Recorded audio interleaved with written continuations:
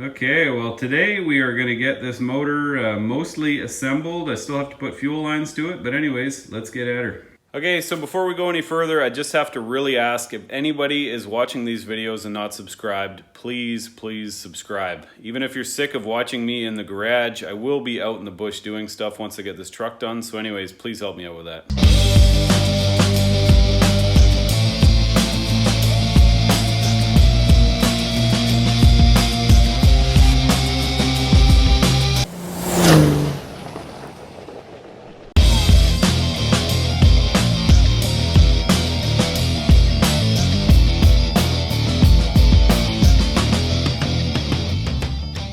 And I'm back. Okay, holy smokes, the last few weeks of my life have been utter chaos. I've been out of town filming dirt bike stuff for like a video job that I had, dealing with buying a house and getting ready to move, or actually buying a townhouse, I should say. The last few weeks have just been insane. I was on a golf trip with some buddies and stuff, and I mean, it's just a lot of things happened all at once.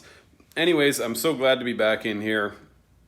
And as of today, I have exactly 1 month to the day to get this truck driving and to move. And holy smokes, do I ever have a lot to do. I have not been able to put that axle on because I tried to change the bushings on the control arms and it was just a ridiculous process. So I'm just going to go ahead and get new control arms for now. Obviously, I would like to put a long arm kit on this truck, but as I've said, you know, I just kind of got to get this thing back on the road. I went and picked up a new Fleet Guard filter from Cummins, and I've got a new oil pump. Okay, well, it's a few days later. I have been in the shop quite a bit, and I've also been out of the shop a little bit doing some stuff, but have actually gotten quite a bit of stuff done. Okay, so first of all, as you can see, the timing cover is on, which means that the oil pump has been installed. Got the harmonic balancer on there, all that kind of stuff. I have also put the oil pan on down there, and that's a pretty straightforward process. You just basically tighten that engine mount over there, and then on this side you leave that one loose, and then you just kind of pick up this hook here with the crane, and it kind of lifts up the engine like that. And then I put a block underneath the motor mount in there just to keep everything nice and safe, because your hands are definitely in a compromised position. As you can tell, I've got the fuel filter on there, or sorry, the oil filter on. A lot of people called me on that Fram that I had on there before, so I figure this is a freshly rebuilt motor. I'm gonna go ahead and just put the proper one on from Cummins. Turbos are mounted, as you can see. Started getting some of the piping done. I got the down pipe on, so the exhaust is starting to get put together. Probably tough to see, but that's right back in there. Another thing that's kind of a big announcement is I have decided to delete the transmission heat exchanger. Now, this is kind of a hotly contested topic. You see people from both sides talking about whether or not the heat exchanger is or isn't a good idea. Some people delete it. I've heard people say that a lot of twin turbo kits mean that you have to get rid of it. Mine, you don't have to, but I have just had so much problems with leaks on this truck. I actually have the BD extrude tranny cooler, which has a fan on it and stuff like that.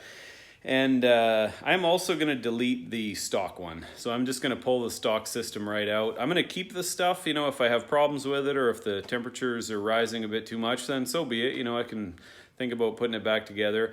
And for the record, BD does recommend leaving the stock stuff in there, definitely the stock cooler. I don't know about the heat exchanger.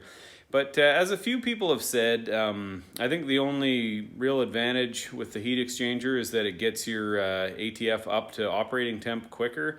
But, you know, as a few people have said, you know, the coolant is 190 degrees or whatever it is. And I mean, that's not really doing much to cool the transmission, the ATF fluid. So I'm going to go ahead and give this a try. It'll greatly simplify the plumbing under there, and a bit less clutter in the engine bay is always a good thing. And like I said, I'll keep it, but we'll just give it a try and see how that goes. Now, part of the process is removing that thing for the hose right there. You can put a 3/8 Allen key in there, or Allen wrench, but I tried that and it actually just started skipping. It didn't really want to move. So I'm going to get one of those bolt extractor things and try and put it on that, like for when a bolt head is stripped. And then the other thing,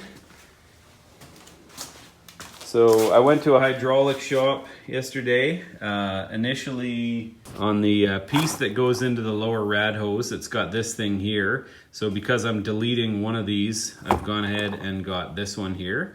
So that will go in, and then I'll just put the line on there. I have to get this one replaced because I don't know how easily you can see, but a while ago, one of these two oil feed lines, one goes to the injection pump and the other to the vacuum pump. One of them started leaking. As you can see, this one's been replaced, and it's really a difficult spot to get at when it's on the engine. And as you can see, I didn't even know this until now, but that thread is clearly been cross-threaded and a new one made. So that might have been continually leaking. I don't think it was leaking much, but anyways, they had to order this piece in, so I'll be getting that pretty soon. This goes into the side of the block with this piece on it, of course, but that goes in the side of the block. And then you've got one going up to the injection pump and one going down to the vacuum pump. So this is the one that I bought from Cummins last year or whenever that was. And they told me they wanted $110 for this, plus I had to pay another $40 in shipping because there wasn't one in Canada, I don't think. And that's to replace this guy here. Now this one, it wasn't leaking, but you know, if I've got it all pulled apart, I might as well do it. So I went to a hydraulic shop and got this one made. This is a high temp hose. Surprisingly, this still cost $100 Canadian. So still very expensive, but I mean the quality, I guess time will tell which one lasts, but I mean the quality between that and that is just like, it's way thicker and stiffer hose and everything else. So curious to see how that holds up. Anyways, as you can see, I started putting the core support on.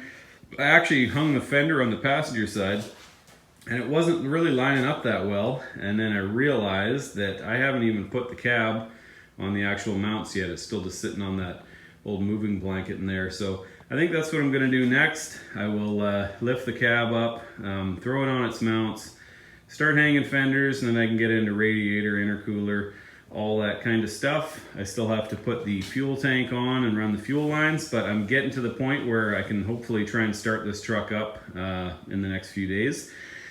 Still waiting on putting the front axle in. As I mentioned, I tried to change the bushings on the control arms, and it did not go well. It's just such flimsy, cheap metal, and not even worth the hassle. I think it was, you know, around a couple $100 or $250 or so to just get 4 new control arms. I had kicked around the idea of putting urethane bushings on this truck, but those of you who have followed along know that the suspension has been a huge topic. I have a Carly Dominator 3.0 lift kit in here, and I've just had to send it off to AccuTune to get completely revalved because I just hated how stiff of a ride it had.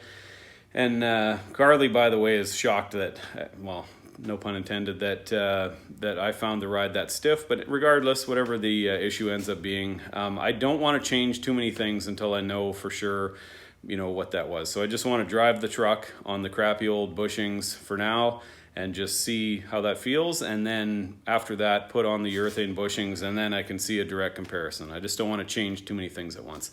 So anyways, I'm going to go ahead and mount that cab now, start hanging some fenders, and just keep plugging away. Well, it's nice to see some fenders on there, but I have to say these fenders really have no business being put on yet. I am not proud of this at all. As you can see, definitely need to be painted in here. That rust needs to be welded up and repaired. Over on this side, it's in a bit better shape, but still super gross and needs to be painted.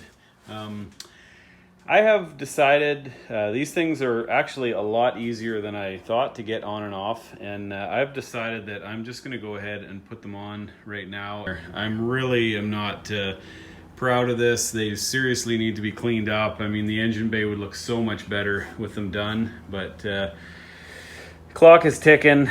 You know, I really just need to get this thing running and driving and start working out all those issues. And it's sad to say, but this is definitely gonna have to be saved for another day. All right, well, as you can see here, this is really starting to look like a truck. I don't even remember the last time I picked up the camera. Sorry guys, I'm just so busy in here. Got the intercooler in, I have got the radiator, the fan shroud, rad hoses.